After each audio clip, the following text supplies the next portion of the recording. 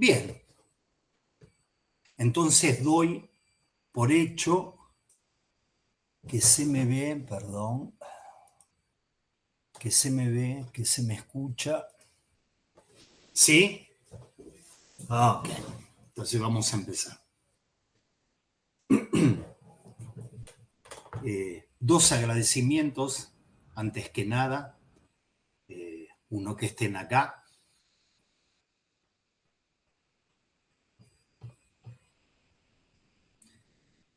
Le da un tono diferente cuando ustedes están, porque a veces no están en el momento y siguen los encuentros de manera sincrónica, y está bien, algunos por el horario en que se dan estos encuentros y otros porque están trabajando, no lo pueden seguir de manera sincrónica. Perdón, pero... admitir a todos. Admitir. Pero siempre le da un plus que estén ahí, porque extremando un poco la lógica de todo el asunto, bien podría darse de que yo esté acá hablando solo y tiempo después la gente que escucha los encuentros. Está bueno ver gente en la pantalla. Y esto conecta con el segundo agradecimiento, que es el tema que siempre les digo de la posibilidad de sostener la grabación de los encuentros, no solo porque hay gente que no puede seguir este espacio de manera sincrónica, sino porque además algunos me dicen, sí, pero después voy a escuchar de nuevo tales cuestiones que dijiste porque no me quedaron claras o porque quiero hacer alguna pregunta. Entonces les quería agradecer el tema del dinero que han enviado para el cafecito. Y a propósito de eso, les quería decir que me olvidé de avisarles, tendría que haberles avisado, a propósito del cafecito, que se preparen una cafetera, que la tengan al lado, que la van a tomar, porque algunas cuestiones que vamos a ver hoy son un poco áridas, un poco aburridas, al punto tal que decidí cortar en determinado momento de lógica matemática, porque dije, si sigo por ahí nos vamos a quedar todos dormidos, y no era la idea. Así que les agradezco y piensen, si tienen una cafetera al lado, vayan y agarren. ¿Sí? Empezamos con la clase 6 y la clase 6 del seminario comienza con una referencia a la escena del seminario. Es una referencia a la gente que venía a escuchar a Lacan, que es una manera de empezar de Lacan que ya se da en los últimos seminarios, a partir del seminario 17, el seminario 18, de un discurso que no sea del semblante, empieza de la misma manera. Siempre empieza diciendo, ¿por qué son tantos? ¿Por qué viene tanta gente acá? Empieza con una referencia a la gente que iba a escucharlo. Ese comentario, dependiendo de las clases de sus seminarios, lo articulaba con alguna cuestión. Bien, lo articulaba con alguna cuestión. Acá también lo articula con una cuestión, no siempre es la misma. Acá dice, che, ustedes son tantos, ¿por qué son tantos? Si hay algunos, si son tantos, evidentemente hay algunos que son nuevos, y si son nuevos, me veo obligado a hablar como si fuese la primera vez. Tengo que hacer como que empiezo a tratar el tema por primera vez porque llegó gente que antes no estaba, ¿no? Me quedan dos caminos, o agarrar y decir, como hemos dicho, como hemos dicho, como hemos dicho, ¿no? Ese yo, ese no, nosotros majestático, ¿no? Como hemos dicho, como hemos trabajado, lo que tiene su su problema, o arranco desde algún punto que digo, bueno, esto es algo básico a partir de lo cual puedo avanzar. Pero tengo que hablar como si fuese la primera vez. Entonces necesito una noción de orden. Necesito un orden, siquiera para tener un orden expositivo, para empezar a hablarles de algo ordenadamente. ¿Mm? No sé en la versión que está en español, pero en francés está bien claro que cuando habla de noción de orden lo ponen bastardillas, ¿no? Dando como énfasis al tema del orden, ¿sí? Y así empieza, con el tema del orden. ¿Por qué? Porque en esta clase vamos a ver, en esta clase del seminario de Lacan, ¿sí? En esta clase del seminario de Lacan vamos a ver que el orden es un pivot, es un parteaguas entre lo que es la lógica tradicional, la lógica tal como ha sido trabajada por él durante 20 años, y lo que él de entrada va a llamar nodalidad. ¿Eh? Lo que va a llamar la nodalidad. En francés es nodalité. ¿Sí? Según la IA, nodalidad no es una palabra que se use mucho en español, pero que se puede utilizar. Así que vamos a creerle a la IA y vamos a hablar de la nodalidad. ¿Sí? Desde la noche de los tiempos, la lógica ha sido orden. Desde la lógica de los tiempos, de la noche de los tiempos, las diferentes lógicas que existieron implicaban un orden. En cambio, Lacan una y otra vez va a traer que la nodalidad es sin orden. ¿Eh? Uno lo dice mal pero rápido, no podemos saber cuál es el primero, cuál es el segundo, cuál es el tercero. Si queremos hacer un nudo Borromeo, evidentemente hay un orden, hay un procedimiento, pero ese orden está en nosotros, no está en el nudo. No está en lo que podría llamarse la naturaleza del nudo, para llamarlo de alguna manera. Entonces arranca con la cuestión de cuántos son. Tengo que hablar ordenadamente. Y fíjense que la nodalidad es algo sin orden. Lo que vamos a trabajar en relación al nudo Borromeo es algo que no tiene orden. ¿Sí? Y ni bien dice esto, arranca con la temática del saber del inconsciente.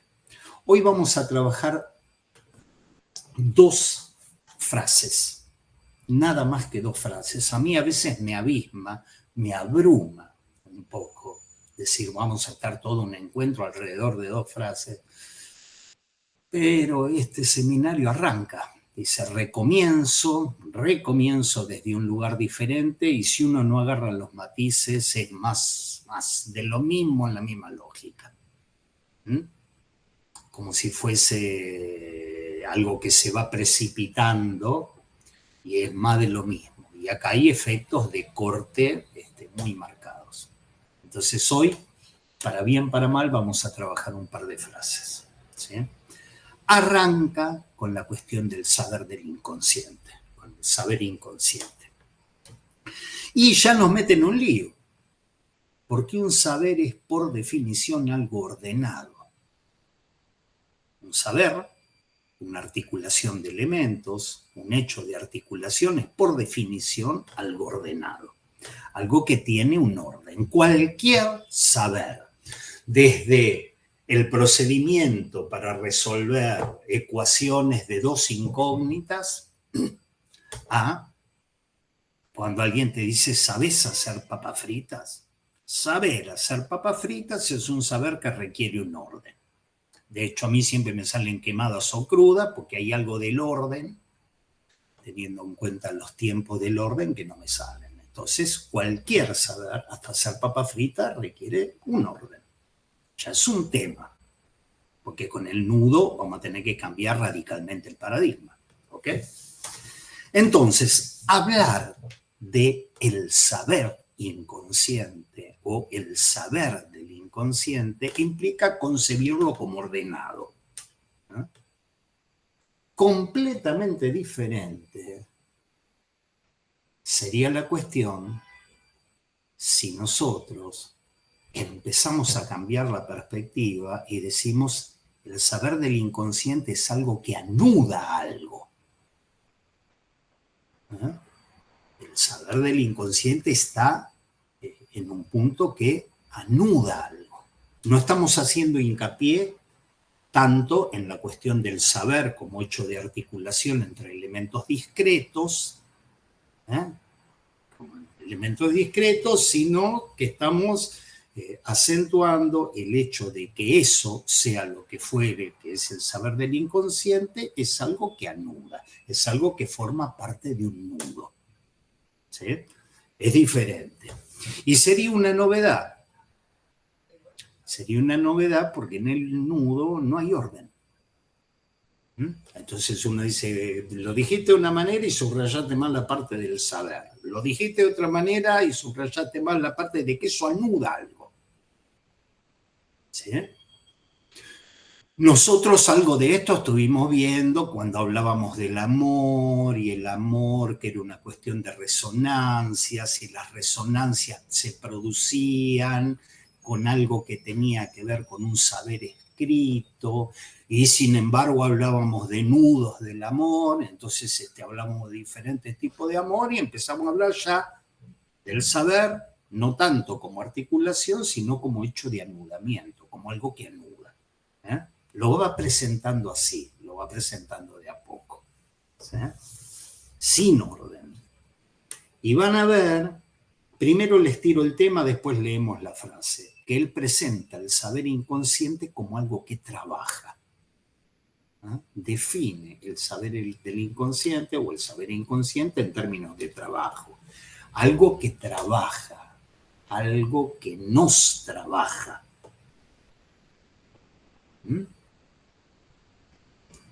El saber inconsciente es algo que trabaja, algo que nos trabaja. Y aclara que siempre el trabajo se encuentra articulado en un discurso, en un lazo social. Hacer el comentario de esta primer parte de la frase nos llevaría a todo un seminario. Es decir, no hay trabajo que no esté articulado en un lazo social, en un discurso. Siempre me llamó la atención, empiezo la parte autorreferencial, cuando iba a algunos de los hospitales llamados neuropsiquiátricos de acá de Argentina, cuando iba al Borda, cuando iba al Moyano, hace 2 reencarnaciones. Yo visitaba esos lugares. Y una cosa que me llamaba la atención tenía que ver con que me encontraba con gente que no concebía la idea del trabajo. Gente que no trabajaba. Gente que estaba todo el día fumando, pero sacando la fenomenología de estos cuerpos no hegemónicos. Había algo de la sociedad que estos cuerpos no agarraban. Había algo de la medida que estos cuerpos no agarraban, pero una de las cosas que me llamaba la atención era que no tenían inscrita la cuestión del trabajo. Algo que en nosotros está tan inscrito que ni siquiera lo notamos. Por ejemplo, cuando un hijo le dice a un padre o a una mamá, la mamá le dice, te dejo, me voy a trabajar. ¿Por qué tenés que ir a trabajar? Van a ver que lo que dice la mamá, sea lo que sea, ya es un lazo social. Ya es un discurso. Tengo que ir a trabajar porque tengo que ganar dinero para que después podamos hacer. Y ya entraste a hablar del discurso del amo. ¿Sí? Por eso, de algunos seres hablantes, de los que Lacan decía, están fuera de discurso, estos están fuera de discurso, hay algo de la noción de trabajo que no los alcanza. ¿Sí? Entonces, en esta no voy a hablar inextenso del tema de los discursos, menos que menos de la idea loca de Lacan de que pudiese haber algún discurso que no sea del orden del semblante, pero sí les voy a decir, les voy a acentuar lo que está diciendo acá. No hay trabajo que no se pueda agarrar, que no se pueda aprender, sino en un discurso, en un lazo social, ¿sí? Y resulta que hace milenios, hace miles de años, en una batalla entre contendientes en el género humano, hace miles de años, el que ganó, el vencedor, en vez de matar al vencido, lo tomó como esclavo y lo puso a trabajar. Y allí se fundó el discurso del amo. El discurso del amo nace con la esclavitud y tiene miles de años, ¿sí? Pero uno podría decir, che, definime el discurso del amo en relación al trabajo. Fue el momento en que el que ganó no mató al otro, sino que lo puso a laburar. Laburá vos para mí, producí vos para mí. Esto es el seminario, el reverso del psicoanálisis, ¿no? Es el seminario 17, pero esto es el malestar en la cultura. En este sentido, Lacan toma literalmente a Freud. Hay algo que empezó en el momento en que alguien queda en el lugar de un esclavo, ¿sí?, en relación a un amo y se pone a trabajar, produciendo algo de lo que el amo se apropia. Ahí arrancó el discurso del amo, ¿sí? Miles de años. En cambio, hace un siglo y medio, ya no tanto, hace un siglo y medio, aparecieron unas señoritas. Eran unas señoritas que presentaron una especie de crisis epilépticas. En la época era parecido a unas crisis epilépticas que se llamaban el gran mal. Unas crisis epilépticas. Esas crisis epilépticas consistían en movimientos espasmódicos que en cierta manera, visto de cierta forma, emulaban los movimientos copulatorios.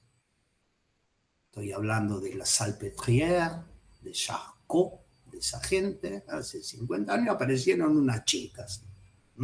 Estas chicas de repente empezaban a gemir, tenían taquicardia, tenían hiperventilación, se desvanecían y delante de los médicos emulaban los movimientos copulatorios. Es como una escena de un coito, ¿sí? Estas señoritas con eso pusieron a trabajar a unos señores, ¿eh?, que por el lugar de asimetría o disparidad que tenían ocupaban el lugar del amo. Los pusieron a laburar. Tenían que hacer teorías. Lo pusieron a trabajar, ella con estos síntomas, ¿sí? Y el amo produce lo que siempre produce, que uno lo puede condensar en la frase pinis normalis docim repetatur. Los médicos de la época dijeron, un pene más o menos normal, con dosis repetida. Estas muchachas, lo que les hace falta es eso. Penis normalis docim repetatur. Van a ver, o no van a ver, o algún día tal vez veamos que la respuesta del amo siempre es la misma. Siempre. El garrote o el penis normalis, siempre el S1. Él responde de esa manera. El asunto es que las señoritas con sus síntomas le indicaban que no pasaba por ahí la cuestión. Freud agarraba y decía, bueno, pero ella es tan joven, el marido es tan viejito, él ya no cumple la penis normal y todo sin repetatur, pero resulta que le empezaron a mostrar otra cosa y lo pusieron a laburar. Y en la medida en que pusieron a laburar al amo, nació un discurso hace 150 años, al menos se lo puede captar así, que es el discurso histérico y que yo se los estoy definiendo cortito y al pie, corta la bocha, en relación al trabajo. Porque el que trabaja es otro. ¿Sí? En la Edad Media, vamos saltando, en la Edad Media, en determinado momento en la Edad Media, en Europa, en la actual Italia, Alemania, un poco después Francia, en la Edad Media, en Europa, todos los saberes que se poseían fueron confinados, o todo el saber que se poseía fue confinado en una institución que se llamó la universidad. Eso fue un momento. Antes de eso, antes de la universidad, había saberes, algunos prácticos, otros teóricos, había formas de transmisión.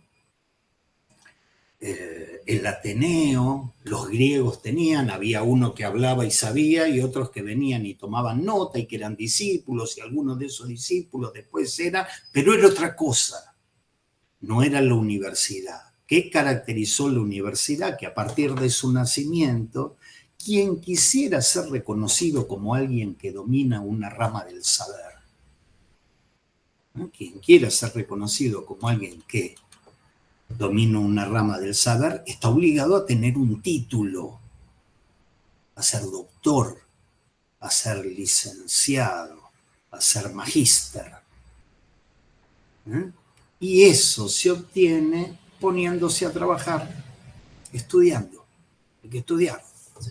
Y sometiéndose a la evaluación de una figura que encarna el saber. A partir del nacimiento del discurso universitario, cierta posición se logra estudiando y siendo evaluado por alguien que realmente sabe. Ustedes no saben, o tal vez sí saben, cuán hondo cala la lógica del discurso universitario. Cuán hondo cala. Prácticamente no hay semana, diría yo, o no hay mes, que trabajando con alguien, le digo, che, ¿por qué no escribís algo acerca de esto? Y me dice, no estoy capacitado, no estoy capacitada, yo tengo que estudiar hasta un momento en que seré evaluada por otro o por mí mismo, por mí misma, y en ese momento estaré a la altura de encarnar ese saber que encarna el S2 en el discurso universitario. Pero el discurso universitario también nació en un momento, no está desde la noche de los tiempos, como el discurso del amo, que tiene miles de años. Pero se dan cuenta, repito, que la frase de Lacan es verdadera en el sentido de que no hay manera de pensar en un trabajo que no esté articulado en un discurso. ¿Sí? Quien trabaja es otro, en cada uno de los discursos, y el estatuto del trabajo es otro, pero se trata de eso, el trabajo pensado articulado en un discurso. Ahora bien, Lacan en el discurso analítico, el saber del inconsciente va a decir que en el dispositivo analítico o en el discurso analítico que se encarna en un dispositivo, el saber del inconsciente se presenta como eso trabaja. Es ese saber el que trabaja. ¿Sí? No es el amo el que trabaja, no es el esclavo el que trabaja, no es el estudiante el que trabaja, es el saber que trabaja. Y nos lo presenta así. No presenta el saber del inconsciente en términos de qué estructura tiene, este significante representa al sujeto para otro. No lo presenta así, lo presenta en relación a un discurso. Y dice, en este discurso, eso trabaja. ¿Okay? Estamos entrando en la clase, de a poquito. Les leo la frase que van a encontrar en la página 50. Hoy no vamos a salir de la página 50. Alguien me escribió por mail cuál era la copia en español que estábamos siguiendo del seminario y reenvié o le envié lo que Juan mostró que habíamos subido al principio de estos encuentros, ¿sí? La versión que teníamos. En esa página, en la página 50, primer página de la clase 6 del seminario, Lacan va a decir, cito, el saber en tanto que inconsciente, en tanto que en nosotros eso trabaja, parece implicar una suposición. Es una suposición para la cual no tenemos que esforzarnos mucho, pues a fin de cuentas somos nosotros mismos. Es una suposición para la cual no hace falta esforzarse demasiado en darse cuenta que hay una suposición, porque a fin de cuentas somos nosotros mismos, el sujeto. Todo esto quiere decir exactamente lo mismo, a saber, que se supone que algo existe, que se llama el ser hablante, lo que es un pleonasmo. Un pleonasmo es una redundancia. Entonces dice, se supone que algo existe, que se llama el ser hablante, lo que es un pleonasmo, porque no hay ser sino por hablar. Si no hubiera verbo ser, no habría para nada ser. Entonces vamos a trabajar esta frase. La veníamos anticipando, leemos la frase y ahora para comentarla me gustaría arrancar con ustedes, tal vez porque sé que después viene filosofía y lógica matemática. Me gustaría arrancarla con la fenomenología más banal. Apelar al laburo de ustedes, apelar a su trabajo, apelar a su quehacer. Entonces voy a apelar a la fenomenología más banal. Deben haber escuchado en sus consultorios, yo muchas veces digo analizante, otras veces digo paciente, pero digo paciente, yo sé cuál es la idea de por qué no hay que decir paciente y hay que decir analizante. Y por qué hasta cierto momento se decía analizado y Lacan dice no hablen de analizado, hablen de analizante. Yo eso lo sé, pero a veces digo paciente, aunque quede como algo pasivo, para transmitirlo un poco más, de manera un poco más mundana. ¿Sí? Deben haber escuchado a algún paciente, por caso, algún analizante, que diga algo parecido a esto. Soñé con algo que dijiste en la sesión pasada. Soñé con algo que dijiste. En el sueño lo decías en un contexto diferente, que era tal y tal y tal el contexto. Tampoco eras exactamente vos, pero yo sabía que eras vos. Y entonces en el sueño pasaba tal y tal y tal cosa. Lo deben haber escuchado hasta el cansancio. Tuve un sueño en el cual, esto que dijiste la vez pasada, tuve un sueño en otro lugar, en otro contexto, en otra situación, con otro tema, ni siquiera eras vos. Pero yo sabía que eras vos, y entonces en el sueño después vino, y las cosas que soñamos, ¿ok? Uno escucha esto y se dice, no que le dice al analizante, uno escucha esto y se dice, eso, el inconsciente, siguió trabajando después del corte de la sesión. No es que el tipo dice, mira, me fui de acá y me fui pensando y pensaba y pensaba y pensaba y a la noche tuve un sueño. A veces te dice, me las tomé, me fui apurado porque tenía que ir al supermercado, que había oferta en las papas, en Coto, en el supermercado había oferta y me fui corriendo, qué sé yo, pero lo loco es que a la noche pensé en esto. Entonces uno dice, eso, el inconsciente, siguió trabajando al margen de la conciencia del sujeto, eso siguió trabajando. Eso siguió trabajando. Eso trabaja, ¿no? Repito, arrancamos de la fenomenología más banal, porque Lacan la presenta así, el inconsciente es algo que trabaja y es algo que nos trabaja. es algo que nos trabaja, es algo que trabaja en nosotros. ¿Sí? Ahora bien, presentado así, de la manera más banal, el inconsciente, como saber que trabaja, es una suposición. Es una suposición. Yo no sé si ustedes recuerdan, hubo una época que hacíamos epistemología. Esto no tomé nota de esto, pero lo tenía en mente cuando escribía. Lo que sí tomé nota en la época que estudiábamos Karl Popper, que estudiábamos el refutacionismo. ¿Sí? Todo el positivismo lógico que el psicoanálisis le daba con un fierro, porque decía, ustedes presentan unos argumentos que no se pueden falsear. No puedo decir que sean falsos, pero tampoco puedo decir que sean verdaderos.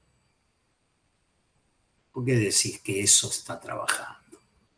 ¿Cuáles son las pruebas que tenés para decir que eso está trabajando? Porque puede ser que alguien tenga un sueño y que el sueño no sea un trabajo del saber del inconsciente. ¿Eh?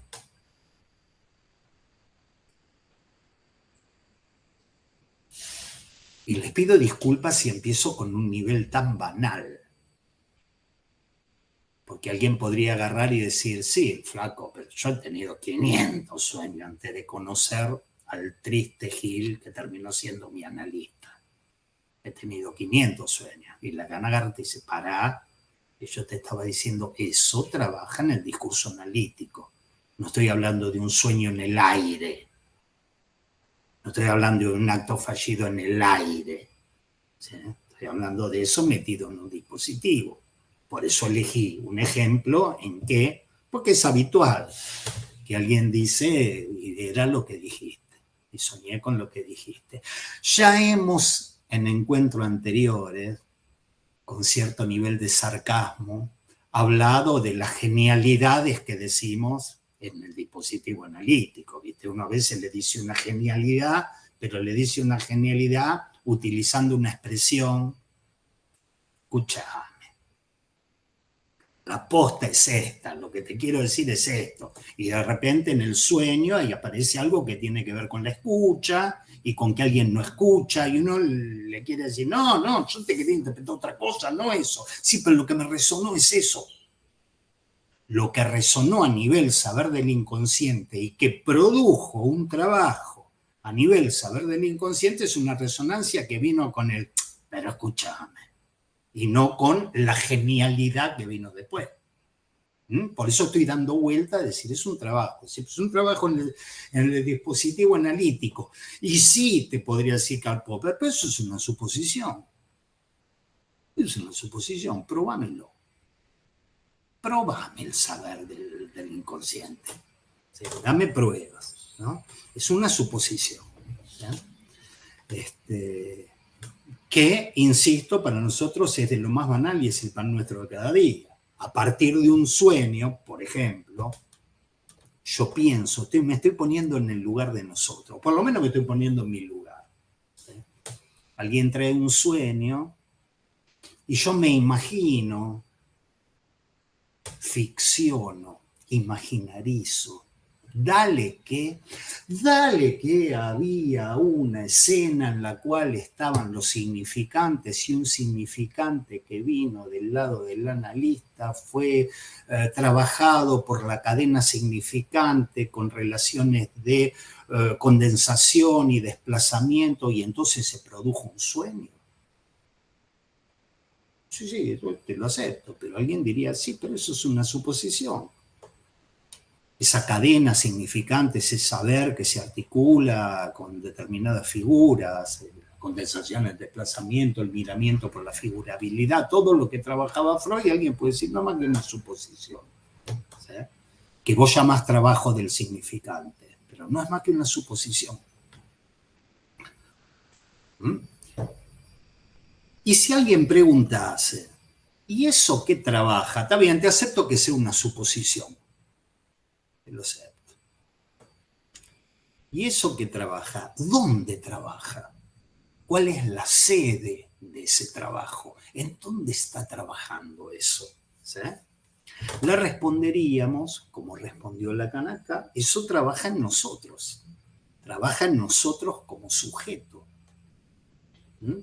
Eso eso trabaja en nosotros como sujeto, al margen de la conciencia y de la autoconciencia y del yo, que es una instancia de desconocimiento. Al margen de todo eso, alguien diría, eso trabaja en donde, en nosotros mismos, que es el sujeto. Y el tema es que eso ya es otra suposición. Ese sujeto es un sujeto supuesto. Nadie lo vio, nadie le sacó foto, nadie se hizo una selfie con ese, porque ese no está, porque es otra suposición. ¿Sí? Dependiendo del momento de lo que Lacan viene desarrollando en diferentes seminarios, va a decir, esto es todo lo mismo, como dijo acá en la frase. Le dice, todo esto quiere decir exactamente lo mismo. Dependiendo del momento, dice, el saber inconsciente es una suposición, el sujeto es una suposición, el sujeto del saber inconsciente es una suposición, el plano del decir es lo mismo que el sujeto y es una suposición. El plano del decir, que venimos trabajando nosotros desde la primer clase. ¿Se acuerdan cuando dijo, les presento el nudo Borromeo, pero se los presento en el plano del decir? No sé si recuerdan esa frase de la primera clase de Lacan. Porque el decir es una suposición también. Cuando alguien, en vez de decir buen día, Roberto, buen día, licenciado, te dice buen día, pedazo de gil. No, yo dije pedazo de gil. Lo que dijo en el dicho es pedazo de gil. Pero uno supone ahí un decir, supone una enunciación. Y eso, gente, también es supuesto. No hay manera que el decir entre en el dicho, no hay manera que la enunciación entre en el enunciado. Esto ya lo hemos.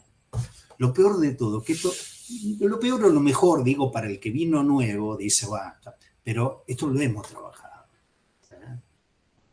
Los intentos de hacer entrar la enunciación en el plano del enunciado, el decir en el plano de lo dicho. Ese sujeto es una suposición.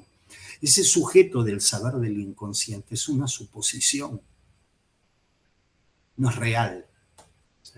Suponemos la existencia, pónganle comillas, suponemos la existencia, suponemos tachen existencia, suponemos la participación de un sujeto del saber del inconsciente, que no es más que una suposición a la cual llamamos sujeto supuesto al saber del inconsciente. Sujeto supuesto al saber del inconsciente. Fíjense que yo no estoy utilizando la holofrase, porque en rigor de verdad es una holofrase, sujeto supuesto saber, en el sentido de le supongo un saber a un sujeto, por caso mi analista. Yo podría hablar del sujeto supuesto saber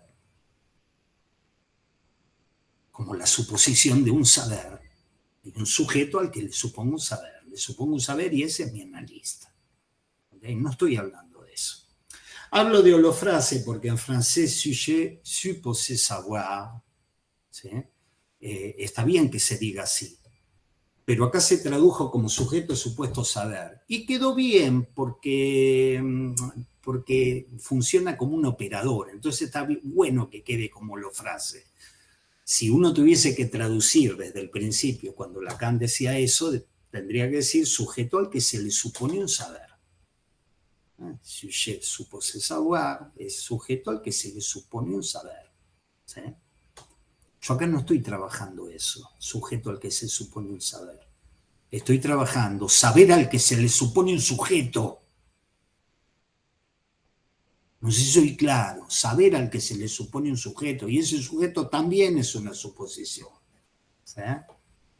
Estoy diciendo que a ese saber del inconsciente le supongo un sujeto que está conectado con ese saber. Es un sujeto que está conectado con ese saber. Volvamos al ejemplo. Vamos al ejemplo. Volvamos al ejemplo. Este paciente o este analizante de quien les venía hablando relata un sueño, ¿sí? Entonces yo pienso, me digo a mí mismo, trabaja el saber del inconsciente. Eso, el saber del inconsciente, trabaja. Entonces el analista agarra y le dice algo así. Qué interesante. Este sueño, qué interesante. Este sueño aparece con relación al tema que veníamos trabajando antes. Y si usted se fija bien, aporta una respuesta a ese tema. Esto es bien freudiano. Trae un sueño en el que pasó algo en el dispositivo y Freud le dice, sí, pero mira bien que este sueño no es un sueño en el aire. Es un sueño de algo que se venía trabajando en el dispositivo y por tal y cual cuestión de esto que aparece en el sueño, esto aporta una respuesta al tema que veníamos trabajando. Es bien freudiano. Si se fija bien, esto aporta una respuesta o aporta una perspectiva nueva o aporta un campo nuevo que se abre a partir de este tema que veníamos trabajando. ¿Sí? Y entonces el paciente en la sesión siguiente nos relata otro sueño o un furcio o un acto fallido en el que el analista dice, fíjese que este acto fallido es la confirmación de lo acertado de mi interpretación. Estos son los historiales de Freud. Son los historiales de Freud. Y entonces trajo un sueño que confirmaba lo bien fundado de la interpretación que se le había dado. Desde los albores del psicoanálisis, lo acertado de una interpretación no tiene que ver con el paciente que te diga, tenés razón. O que te diga, no digas boludeces. O que te diga, sí, puede ser esto que me decís. Eso no es confirmación de nada. Freud buscaba un criterio de validación de lo acertado de una interpretación en lo inconsciente mismo. En lo inconsciente mismo. En todo un material que, de nuevo, aparece por fuera del margen de la conciencia del analizante. ¿Sí? Un refutacionista como Popper o un positivista lógico diría, ¿más qué confirmación de qué? Eso no confirma nada. Tuvo un sueño, vos le dijiste no sé qué cosa, tuvo otro sueño, me vas a decir que el segundo sueño confirma. ¿Por qué confirmación de qué? Entonces vos agarrás y empezás a decir, no, pero vos fijate que este tema, y fijate, aparte del paciente mismo dice, que es una confirmación, lo aceptó. Popper te diría, sí, pero ahora la volviste loca, con que se calentaba con el señor K, y se la tiraste tantas veces hasta que en un momento escribiste, bueno, ya no me lo pudo negar. ¿Se acuerdan esa parte del historial del caso Dora? Entonces no me vengas con que lo confirmó el paciente. ¿Se entiende qué problemitas tenemos cuando el saber del inconsciente no tenemos prueba de que sea algo real? Y sea una suposición confirmada por otra suposición, porque alguien podría hacer la pregunta tonta, ¿de quién trajo ese material confirmatorio de la justeza de la interpretación? ¿De dónde salió eso? Entonces volveríamos a la suposición, el sujeto del saber del inconsciente. Y no sabés. Muy por fuera de los límites de mi conciencia y de mi narcisismo y de mi yo, soñé esto y me cayó la ficha que, ¿sí? Me cayó la ficha que lo que me dijiste tenía que ver con eso. ¿Sí? Nosotros esto ya lo hemos trabajado. Evidentemente me tomó un poco el comienzo de esta clase de Lacan, cuando dice uno tiene que arrancar como si fuese la primera vez, entonces dice, bueno, como dijimos. Nosotros hace 3 reencarnaciones, cuando hacíamos el seminario 20, cuando trabajamos el seminario 20, vimos que en la clase 3, la del 9 del 1 del 73, una clase que se llama La función de lo escrito, Lacan dice lo siguiente, dice, cito, en el discurso analítico, ustedes suponen que el sujeto del inconsciente sabe leer. Y la historia como quien dice, y el asunto, ¿eh? Vamos a poner el asunto. Y el asunto de lo inconsciente no es nada diferente a esto. Ustedes suponen que el sujeto del inconsciente sabe leer.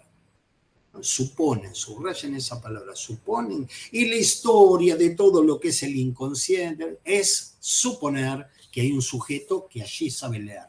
Y agrega, no solo que ustedes suponen que el sujeto sabe leer, sino que además suponen que puede aprender a leer. No sé si recuerdan esta frase. Cuando pasé por primera vez esta frase, le di un poco de bola, pero tampoco me parece que no me detuve mucho en eso, pero porque tenía que introducir otras cuestiones. Ustedes suponen que hay allí un sujeto supuesto al saber del inconsciente y suponen que sabe leer. Porque va a venir la sesión siguiente y te va a traer algo que lo articuló él con algo que dijiste vos. Es más, suponen que puede aprender a leer. Voy a hacer como una especie de caricatura. Una especie de caricatura que es un analizante que te dice, me quedé pensando en eso que habías dicho en la última sesión y ayer a la noche durmiendo, porque me dormí pensando que mañana venía acá. Me dormí pensando que venía acá. Esa noche, durmiendo, tuve una pesadilla. Por las asociaciones de la pesadilla, me empiezo a dar cuenta de que tal y tal cosa con lo que habías dicho vos. Esto es algo que pasa. Y tuve un sueño, yo sabía que iba a venir acá, y sabes que tuve un sueño.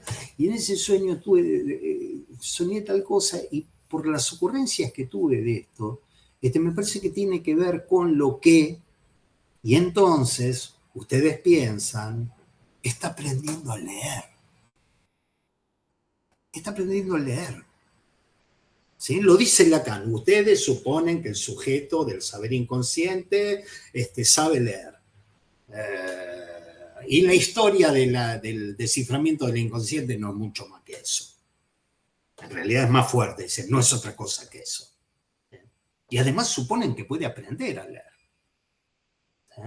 En el sentido de que en el lugar de lo que sería la interpretación está ese trabajo, decir, y esto, me cayó la ficha, me parece que en esto, y uno podría hacer, si tiene apoyabrazos en el asiento donde uno trabaja, hacer así con los deditos, ruidito, y decir, por fin estás aprendiendo a leer. Vamos bien, ya tenés una posición. Lo digo con ironía, sacamos, ya le dije que era una caricatura, pero es una suposición. Ahora, ese acto de lectura es también una suposición. ¿Sí? No salimos del plano de las suposiciones. Y es por eso que en la frase, yo se las leí cortitas, pero los invito a que vuelvan a visitar, porque es una frase clínica del pan nuestro de cada día. En esa frase utiliza el término griego, a ver si me sale, hypokeimenon. La pronunciación de mi griego es igual que la del alemán y nadie diferenciaría una palabra de otra, un idioma de otra, pero es el hypokeimenon. ¿Sí? Ese hypokeimenon es el término que Aristóteles utilizaba en la metafísica para hablar del sujeto.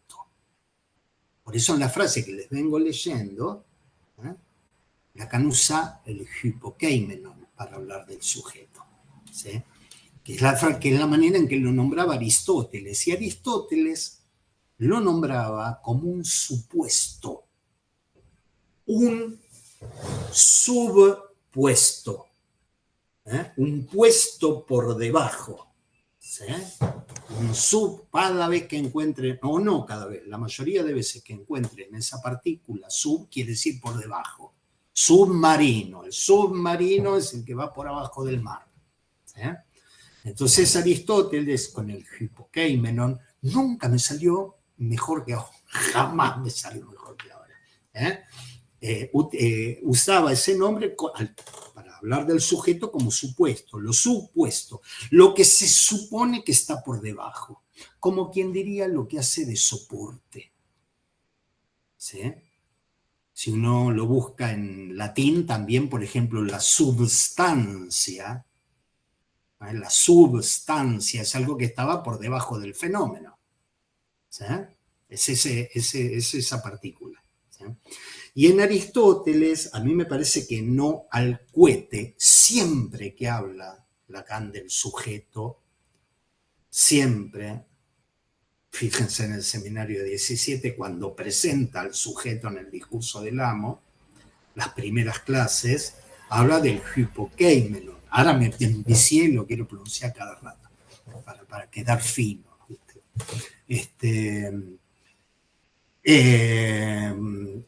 Porque en Aristóteles, por un lado, está la dimensión del sujeto como filosófica y epistemológica, en el sentido de la díada sujeto-objeto. ¿Sí? Entonces está esa dimensión del sujeto-objeto. Pero en Aristóteles mismo también hay una dimensión que no es a pensar en la díada sujeto-objeto, sino en la díada gramatical del sujeto-predicado.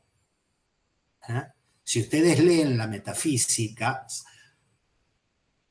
y si la leen como la leí yo, que he leído bastantes capítulos y que ya me olvidé y que hoy la busco en la inteligencia artificial y me lo dice, digo, hoy en día la cosa está un poco más rápida, ¿sí? Van a ver que Aristóteles dice, el sujeto es aquello de lo que se dicen los predicados, pero que no se predica de otra cosa. ¿Eh? ¿Qué es el sujeto? Es aquello de lo que se dicen los predicados, pero que no se... Es evidente que si lo tomamos con esa díada gramatical de sujeto-predicado, el sujeto como supuesto se nos desustancializa, ¿sí? Se nos hace más abstracto. Y yo los invito a tomarlo con todas las letras. Es decir, es un supuesto. Ese sujeto del saber inconsciente no es más que un supuesto. ¿Sí? Es una suposición. Es una suposición ineliminable del dispositivo analítico. Es una suposición ineliminable del dispositivo analítico. No lo podemos... es un operador sin el cual es imposible pensar la práctica analítica. Pero no deja de ser una suposición. Y es por eso que Lacan, en la frase que estamos comentando, la termina hablando del ser hablante. ¿Sí? El être parlant, el ser hablante, como quien busca, porque es la idea del comienzo de esta clase en Lacan, de buscar algo más real. Es como si Lacan dijese, bueno, basta, te tengo que pensar lo real del nudo. Tengo que pensar lo real del nudo. Ya les presenté lo imaginario del nudo en términos de consistencia. Ahora les tengo que presentar lo real del nudo. Y arranca por el tema del saber del inconsciente. ¿Sí? Y dice, sí, bueno, pero el saber del inconsciente es una suposición. Y el sujeto del saber del inconsciente es una suposición. Pues bien, a ver, probemos por el lado del ser hablante. El ser hablante está ahí. ¿Recuerdan cuando nosotros decimos hay tantas definiciones de lo real en este seminario y no queríamos un real supuesto? Queríamos un real puesto. ¿Recuerdan eso? Nada de reales supuestos, eso lo tiene la ciencia. Ya estuve 20 años persiguiendo el real supuesto de la ciencia. ¿Sí? Ahora quiero un real puesto. Y el ser hablante, a diferencia del sujeto, que es una combinatoria de significantes, lo que representa un significante para otro significante, o algo que uno puede, pues Lacan definió el sujeto de muchas maneras, la falta de un significado. ¿Qué es el sujeto? La falta de un significado. Ejemplos banales, les quiero decir, mi mamá me ama. Y cuando digo, mi mamá mi mamá, no me sale la palabra. Y Freud diría, ahí está el sujeto, es la falta de un significado. Son maneras de definirlo, pero uno dice, ahí está. No, no, no, ahí yo lo que noto es un agujero. Yo noto una falla. Bueno, ahí está el sujeto, pero yo no lo veo. Y bueno, porque es una suposición. En cambio, el ser hablante lo tenés ahí, lo tenés aquí. ¿Sí? No es un real supuesto, es un real puesto. Es lo que está buscando Lacan acá, ¿no? Como quien busca algo más real que una simple suposición. Entonces, nos dice, con esto quiero terminar la parte de esta frase, nos dice, esta expresión, être parlant, esta expresión, ser hablante, es un pleonasmo, ¿no? Es una redundancia. No se es ser, sino por hablar. Tenemos un ser porque manejamos el verbo ser, porque si no hablásemos no tendríamos ser. Paso rápido, porque hemos visto en el seminario anterior que la cuestión filosófica es la parte más emmerdante, es la parte más enmierdante de todo lo que nos tiene que transmitir.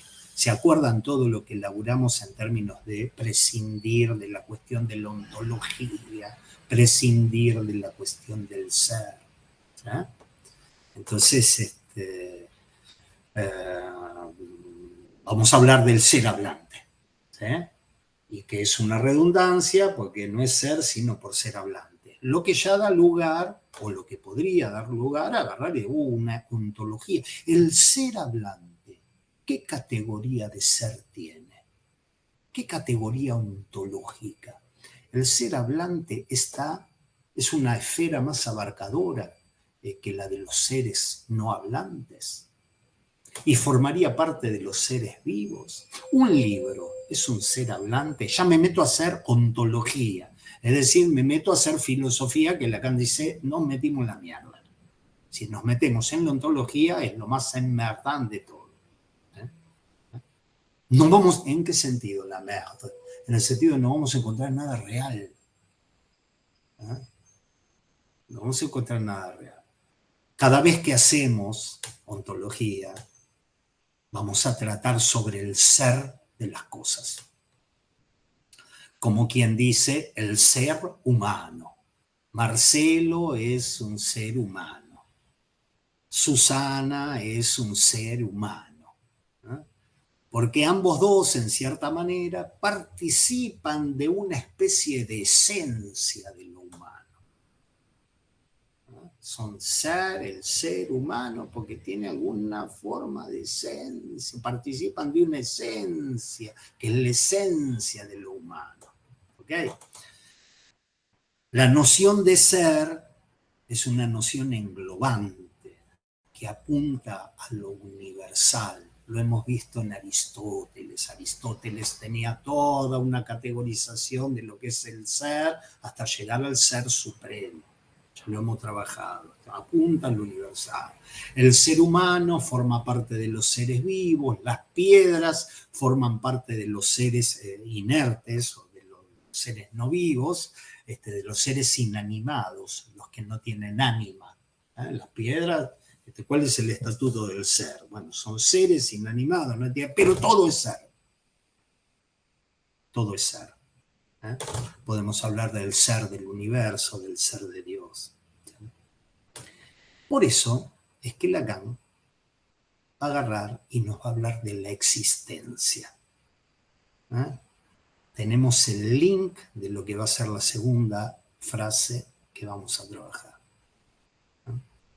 Si nos vamos por el lado del ser, ustedes se imaginan que alguien agarre y diga, ¿cuál es el ser del saber del inconsciente? ¿Qué estatuto óntico tiene el saber del inconsciente? La canción nos vamos a perder. Nos vamos a perder en palabras, acá no se va a agarrar ningún real. En cambio, si agarramos por la noción de existencia, tal vez pase algo un poco diferente. ¿Sí? La noción de existencia, que Lacan escribe, y creo que está así también en español, con un guión. Sí, lo tiene que estar así porque lo dice textualmente. Ex-sistir. Hemos pasado un poquito por la existencia. Lacan habla de existir, habla de existencia, para hacer valer la etimología de la palabra. ¿Sí? Porque existencia nos lleva al latín existere, que es situarse fuera. Ese ex, que a veces es extra, como quien dice extramuros, o como cuando alguien dice ex alumno y ya no forma parte del conjunto de los alumnos, ex marido ya no forma parte de muchas cosas. Los ex maridos no forman parte de muchas cosas. Pero bueno, se entiende lo que es el ex, ¿no? Situarse fuera. Hay maridos también que se sitúan fuera de muchas cosas. Entonces las esposas le dicen, dale, boludo, hacete cargo de toda esta cosa, que yo también laburo, ¿no? Hay que meterle, yo trato de meterle un poco de imaginario, porque cuando uno entra, existe el ex, y Kierkegaard, eso tiene sus vueltitas, ¿no? Entonces, Lacan, ¿qué quiere hacer valer? Quiere hacer valer el situarse fuera. ¿Sí? Y en la tradición filosófica, justamente la existencia se opuso a la esencia. Yo diría mal pero rápido, como hacemos todo en este seminario, la existencia es como un concepto kierkegaeriano, que después es heideggeriano, que después es sartriano, que da lugar al existencialismo. Pero se opuso al tema de la esencia. ¿Por qué? Porque con existencia se designa, cuando lo escribí por primera vez puse una manera de ser, pero dije, tengo que sacar esa palabra. Con la existencia se designa una manera de estar en el mundo que no está dada de antemano, como la esencia. La esencia está dada de antemano. ¿Cuál es la esencia de las hinchadas de fútbol? Entonces uno dice, bueno, participan de algo que tiene una esencia que es ser hinchada de fútbol. ¿Cuál es la esencia del ser humano? ¿Sí? Entonces el concepto de existencia partió diciendo es una manera de ser en el mundo o una manera de estar en el mundo que no está dada de antemano como si lo está dada en la esencia. ¿Sí?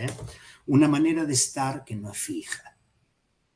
¿Sí? Así arrancó en Kierkegaard, que decía, ¿lo leyeron alguna vez? La angustia. Creo que en el blog una vez subimos algo que no era la angustia, era, ¿cómo es? Penurias de un seductor, ¿cómo era que se llamaba? Bueno, en el blog hemos subido a estos muchachos que tienen algo que decir, no, que a Lacan le decían algunas cosas. ¿Sí? Kierkegaard decía que el ser humano no es, sino que existe. No tiene esencia fija, sino que debe convertirse en lo que es. No tiene esencia, existe. En todo caso, al no tener esencia fija, debe convertirse en lo que es. Es un laburo. La existencia humana es devenir, es elección, es angustia. De tal manera que el ser humano es un proyecto. Yo decía, el ser humano no es, va siendo. Está mal dicho porque apeló al ser, pero está en el mundo, está arrojado en el mundo sin una esencia fija, de tal manera que se tiene que autodeterminar para no ser en sí, para ser para sí. Cosa de los filósofos, que uno las ha leído. También las ha leído cuando se encontró con algunos psicoanalistas que hacían, ¿hay alguien acá? Amalia ha levantado la mano. Amalia. Amalia es Amalia, el apellido no lo digo. Cuando se dice que no tiene esencia fija, yo pensaba en lo que veníamos trabajando con la letra, ¿no? De esto de genio y figura hasta la sepultura. No tiene esencia. ¿Cómo viene la mano ahí? Muy bien. Mirá qué bien. Genio y figura hasta la sepultura. Mirá qué bien. Mirá qué bien. Y está bien, y es un desarrollo, lo que traes es algo completamente atinado,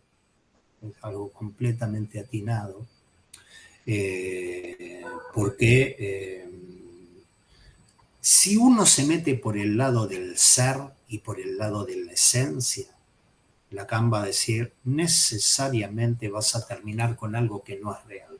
Necesariamente vas a terminar en el campo del semblante. Vas a hacer filosofía más bonita, filosofía menos bonita, pero no vas a atrapar nada real por ahí. Ya un pasito con la noción de existencia estuvo bueno, porque en el lugar de la esencia planteaban un vacío. Es un vacío que el sujeto llenará en sucesivas autodeterminaciones que tienen que ver con sus elecciones, las elecciones que tome en la vida, y cuando sea viejito dirá, bueno, he sido esto. Al terminar todo un recorrido por ciertas elecciones que he tomado. En el psicoanálisis existencialista se decía eso, que una cura, no se decía así, pero yo lo transcribo así, una cura psicoanalítica es qué haces con lo que hicieron de vos. Sí. Ese sería el recorrido de una cura analítica. ¿Qué haces con lo que hicieron de vos? Ahora bien, vos sutilmente traes algo que si uno tuviese que pensarlo en términos de esencia, si uno tuviese que pensar que Lacan no lo va, por eso Lacan se va a correr de esto, ¿sí? Va a decir, pues bien, tal vez, lo digo yo, ¿sí? Tal vez haya una esencia, pero hay que pensarla por el lado de lo escrito. ¿Sí? Tal vez haya que pensar una especie de núcleo real, escrito, invariable. No sé si recuerdan las primeras clases que teníamos una estructura invariable, un saber escrito real, ¿sí? Un saber escrito real, y eso nos daría la respuesta de lo que es la esencia del sujeto. Entonces está bien la puntuación que va a ser, che, y el tema de la letra no sería esencia. Sí, sería esencia si en el paradigma que estamos trabajando continuásemos con la idea de esencia. No sé si te respondí. Sí, sí, sí, gracias. ¿No? Entonces ya tendríamos una cuestión que es de escritura. Ya tendríamos una cuestión que nos saca del orden del semblante. ¿Sí? Y su capacidad de armar mundos, de las determinaciones y las autodeterminaciones, y etcétera, etcétera, etcétera. ¿Sí? Y es por eso decía, cuánta sutileza, que Lacan dice, sí, esto fue un buen momento, pero el término existencia a nosotros no sirve cuando se empezó a hacer escritura con eso. Es decir, cuando con eso se empezó a hacer lógica matemática. ¿Ok? Cuando vos hablas de letras y hablas y yo te digo, sí, claro, hay algo escrito. Nosotros estuvimos batiendo el parche mucho tiempo con escrituras. Le decíamos, para todo X, phi de X, existe un X para quien al menos no rige la función phi de X. Y Lacan dice, ¿cómo existe? Hay un cuantor que se llama cuantor existencial. Mirá qué loco que ha recorrido, porque veníamos de la filosofía de las esencias, después pasamos a la filosofía de las existencias, que ya puso un matiz, y ahora entramos a la existencia como escritura de un cuantor. Recuerdan las proposiciones de lógica matemática, al menos recuerden dos: para todo x phi de x, y existe un x para quien no phi de x. Ya metemos la existencia. Entonces dice, acá es donde se dio, ¿sí? Acá es donde se dio el asuntito, ¿sí? En la lógica matemática. Esto va a estar, ¿cuántos papeles? En la página 50, en el párrafo que sigue al párrafo que veníamos trabajando. El párrafo que veníamos trabajando era el párrafo de las suposiciones, ¿sí? Ahora entramos en otro párrafo que dice, sin embargo, bien sabemos que la palabra existir ha tomado cierto peso. Kierkegaard, Heidegger, ha tomado cierto peso. ¿Sí? Un peso en particular por el cuantor. El cuantor, que era una E mayúscula al revés. ¿Se acuerdan? Existe X para quien no phi de X. Por el cuantor de la existencia. En realidad, el cuantor de la existencia ha desplazado completamente el sentido de la palabra ex-sistir. Quiere decir, la palabra existir la trajeron estos niatos de allá del norte de Europa, Kierkegaard y toda esta cuestión, pero el cuantor desplazó el sentido de eso. Ya estamos en otra película. ¿Sí? Y si incluso yo puedo escribirla como la he escrito, ex-sistir, es justamente en esto que se marca la originalidad de este cuantor. Voy a leer de nuevo, ya estuvimos hablando de esto, pero lo leo de nuevo. Sin embargo, bien sabemos que la palabra existir ha tomado cierto peso, un peso particular, por el cuantor de la existencia. En realidad, el cuantor de la existencia ha desplazado completamente el sentido de la palabra ex-sistir. Y si incluso yo puedo escribirla como la he escrito, ex-sistir, es justamente en esto que se marca la originalidad del cuantor. Si ubicaron la frase, agarren un crayón rojo y subrayen justamente en esto, en ex-sistir, que se marca la originalidad de ese cuantor. ¿Qué habíamos dicho que era existir? Situarse fuera. ¿Recuerdan la etimología? Y dice, es en esto que se marca la originalidad. ¿Sí? Entonces, arranquemos del principio, con orden, pongamos orden. Lacan toma la noción de existencia en lógica matemática. ¿Sí? Para todo X, phi de X, para todo X, phi de X, que es... bueno, vamos a empezar por el otro. ¿Sí? Existe un X para quien no phi de X. ¿Se acuerdan? Una E mayúscula al revés, X, función X. ¿Sí? Existe un X, ¿sí? Para quien no phi de X. Existe un X en quien no se cumple la función de X. ¿Sí? Nos hemos aburrido, yo largué una carta de Almor. ¿Cuánto le hemos dedicado a una carta de Almor? Que dije, me la tomo de acá, salgo despavorido y vuelve otra vez la... Entonces, para explicar cuál es la especificidad, la originalidad del cuantor, que... ¿alguien preguntó algo? ¿Escuché un...? ¿No? Bien. Esa originalidad del cuantor, me parece que tenemos que contrastarlo con lo que es la silogística aristotélica.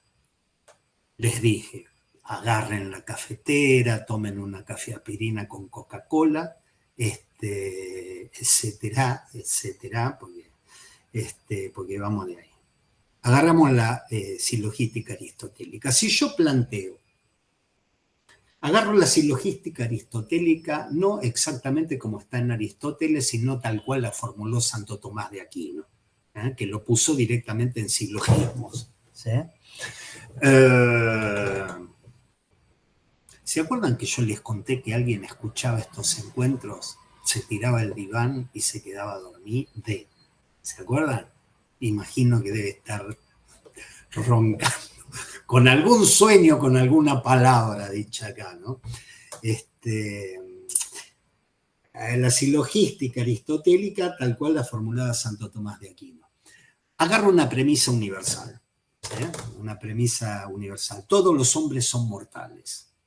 Para Aristóteles, decir todos los hombres son mortales, esta proposición equivale a decir que existen muchos hombres, ¿no? Existen muchos hombres. Incluso podemos englobar a todos los hombres que existen y que son reales y afirmar que son mortales. Si yo me pongo en la cabeza de Aristóteles, la proposición todos los hombres son mortales engloba a unos muchachos que existen, que son reales, que se definen como hombres y por lo tanto que son mortales. ¿Sí?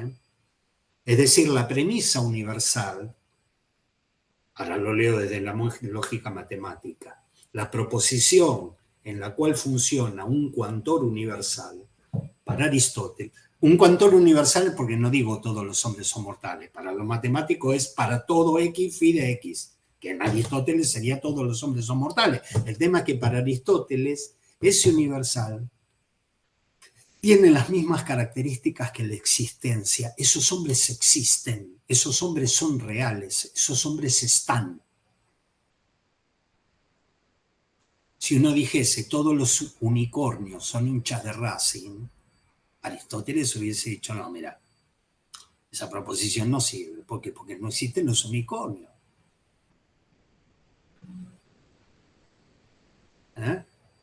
Entonces Aristóteles pensaba que esa proposición equivale a decir, existen muchos hombres, podemos agarrarlo a todos esos que existen, que son reales, y afirmar que son mortales.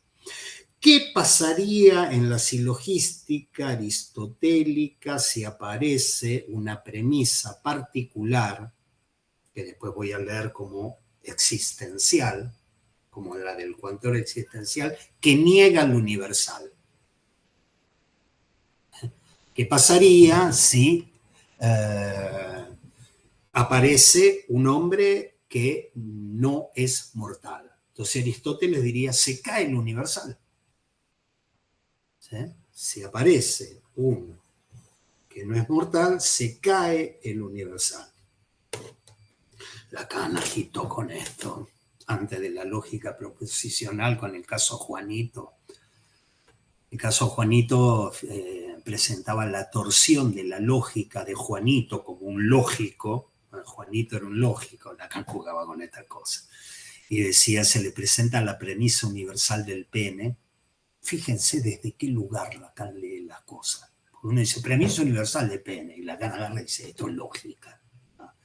Juanito se le presenta a todos los seres vivientes, tienen pene. ¿Sí? Y se le presenta que ve una nenita que no tiene pene. Y Juanito no dice, ¡ay, se ha caído el universal! Evidentemente no todos los seres vivientes tienen pene. Salva el universal y dice, ha sido castrada. ¿Sí? Esa es la lógica del Juanito. Pero la lógica de Aristóteles no es esa. Si aparece un hombre, si existe al menos un hombre que no es mortal, se cae el universal. ¿Sí? Entonces, dos cosas. El universal tiene las mismas características que el existencial, son hombres reales y que existen. Y segunda, si aparece un existencial que niega el universal, se cae el universal. ¿Sí? En cambio, para la lógica matemática, esto es algo completamente diferente. Y yo no los quiero engañar a ustedes. A mí, en esta parte de cuando me meto en estas cuestiones de la lógica matemática y la lógica proposicional, me agarra, no que sea en verdad, pero son cuestiones en las que siempre les he dicho, yo prefiero traer un lógico, por eso en su momento traje un colega que antes de ser psicoanalista era ingeniero y que tiene una afición enorme por la lógica matemática, le encanta. De hecho, este año, para algún quinto miércoles lo voy a invitar, para algunos temitas que tenemos dando vueltas por ahí, y espero que el resultado sea mejor que la vez anterior que vino. Porque la vez anterior que vino, por lo menos yo me quedé un poco con ganas de que se trabajen más estas fórmulas, porque yo sabía que se jugaba una cuestión de existencial y de universal, y la cuestión se fue yendo para otro lado. La cuestión se fue yendo para otro lado. Lo voy a decir con todas las palabras. A mí me gusta y promuevo que la gente diga, che, esto en mí ha resonado tal tema, quiero poner abrir esta perspectiva, porque esto que trajiste causó una resonancia en mí que pasa por este lado. Me encanta que se haga eso. El tema es cuando alguien viene con un desarrollo lógico y uno, no cualquiera, pero digamos, uno empieza a intervenir por cosas que se asocian, entonces terminamos hablando de cualquier cosa menos de la fórmula, de la asociación. Terminamos hablando del nudo Borromeo y de qué sé yo, cuando a mí realmente lo que me interesaba era la cuestión de la fórmula. Para que me expliquen qué. ¿Sí? Para que me expliquen por qué la proposición escrita con el cuantor universal, para la gente que hace lógica matemática, no tiene ningún valor real, ningún valor existencial. Si yo digo para todo X phi de X, no estoy ubicando a ninguno. Es una ficción. ¿Sí? En lógica matemática, las proposiciones que están escritas con letras y con unos signos, ¿no? El cuantor existencial, el cuantor universal, existe al menos uno para quién, o para todo X, para cada X. A todo lo que sea cuantor universal, la lógica matemática, a todo lo que sea cuantor universal, ese para todo X, le quitó valor existencial. ¿Sí? Esas proposiciones son, en lógica, ficciones. Son, subrayen, imaginaciones.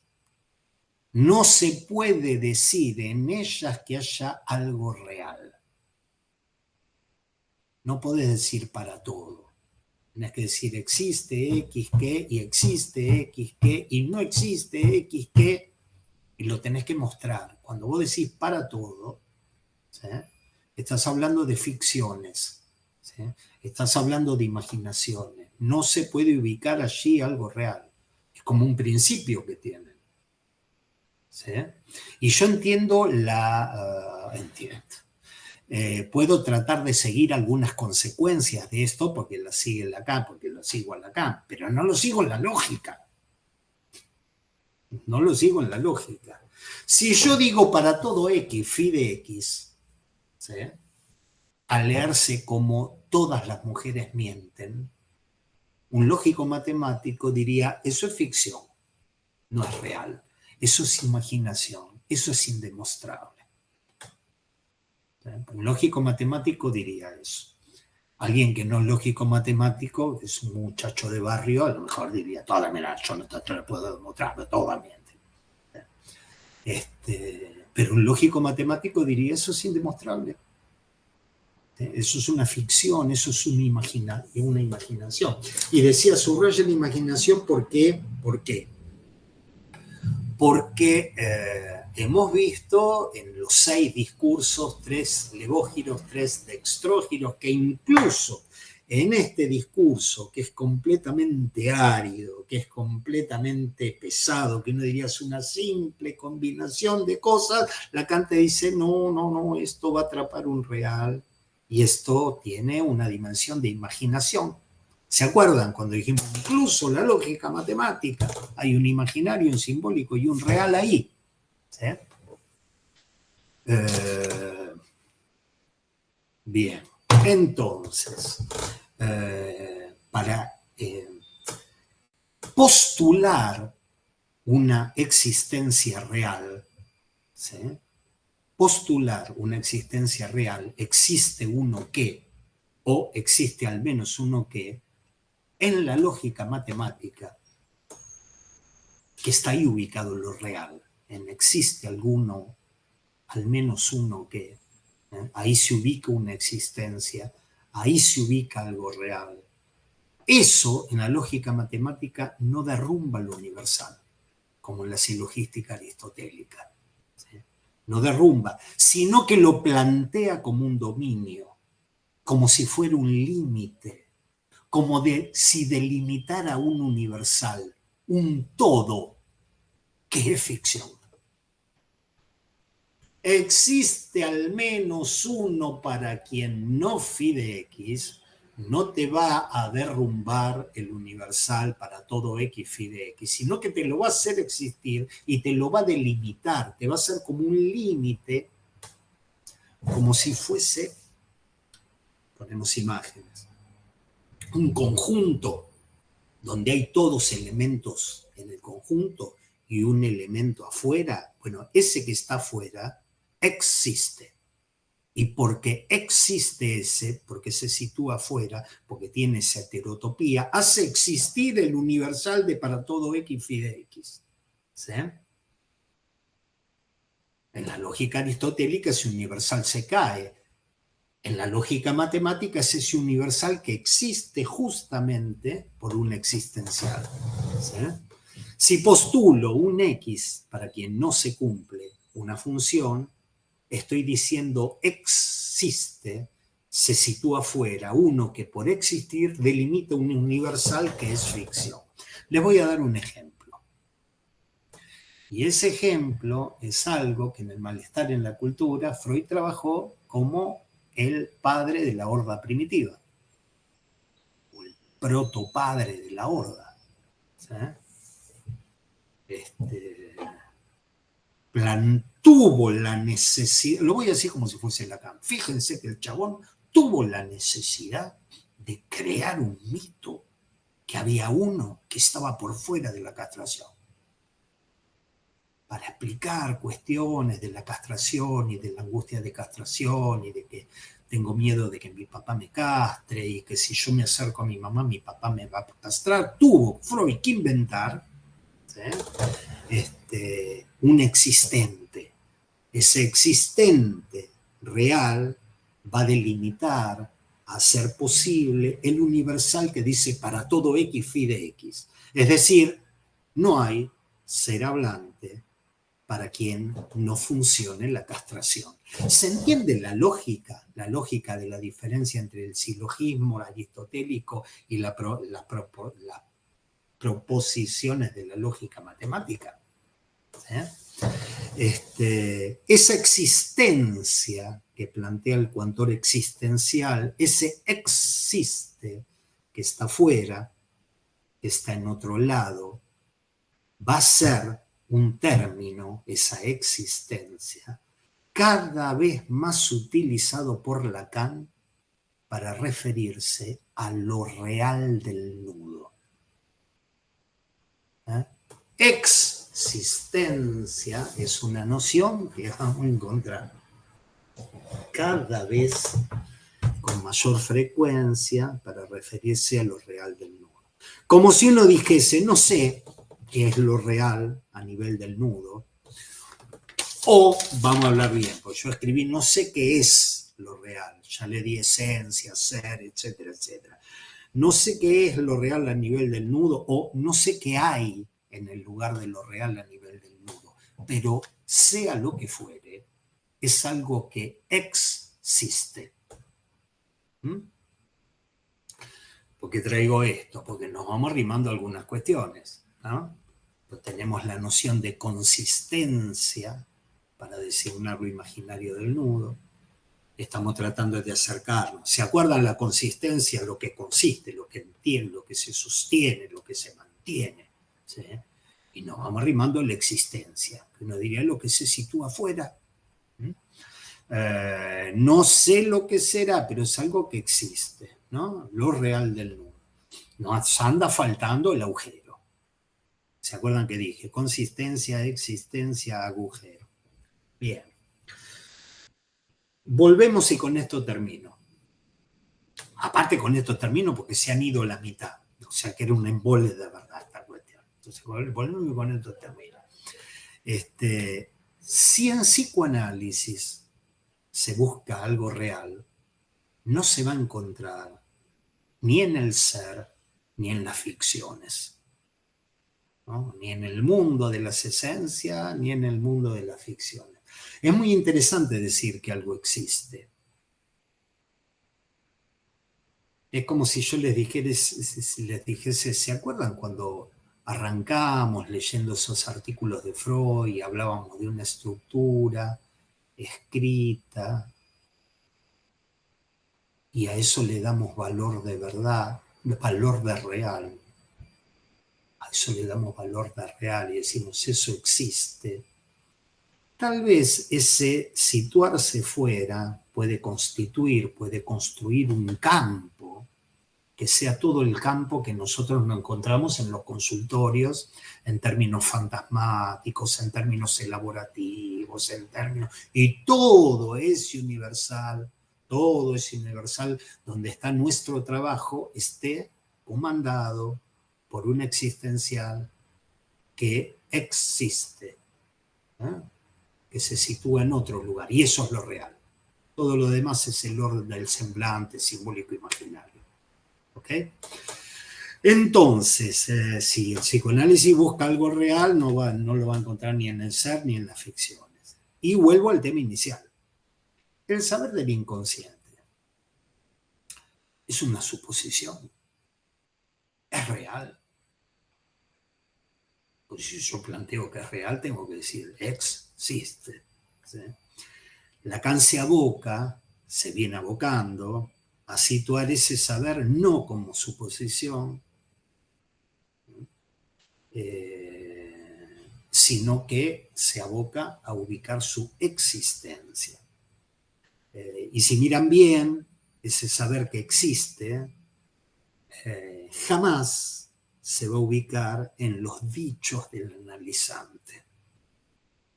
Porque si ese saber que existe se ubicase en los dichos del analizante, jamás tendríamos una garantía de que es real.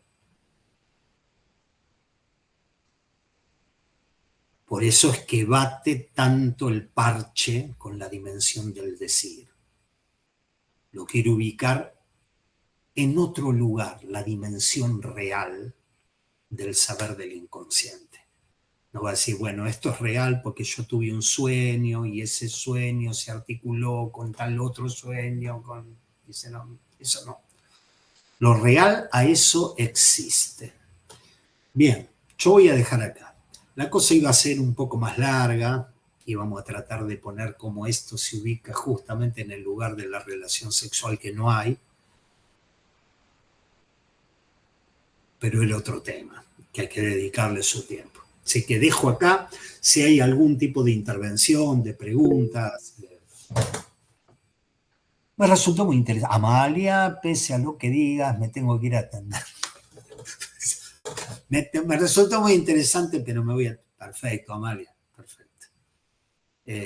Bien, ¿alguna pregunta, algún comentario, alguna puntuación? Bien, habida cuenta que no la hay, nos encontraremos el segundo miércoles, como era el segundo y el cuarto, cuando toque, el segundo o el cuarto. Y el miércoles que viene arrancamos para los que se anotaron para el seminario 18 de un discurso que no fuese del orden del semblante. Les mando un beso y que anden bien.